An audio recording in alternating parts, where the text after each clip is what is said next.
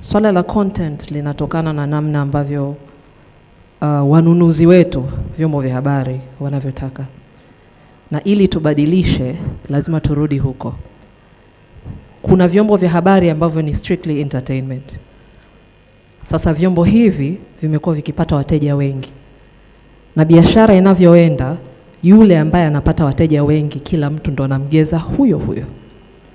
Kwa hiyo kama tunataka kubadilisha mwendeleo wa vyombo vya habari, lazima kama serikali tuishike mkono vyombo ambavyo vina content tofauti na hao.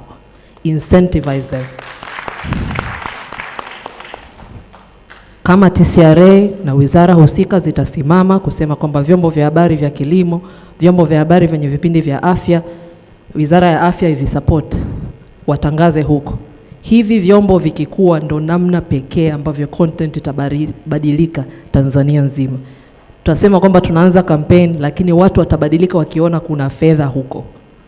Ndo kila mtu ataanza kubadilisha content.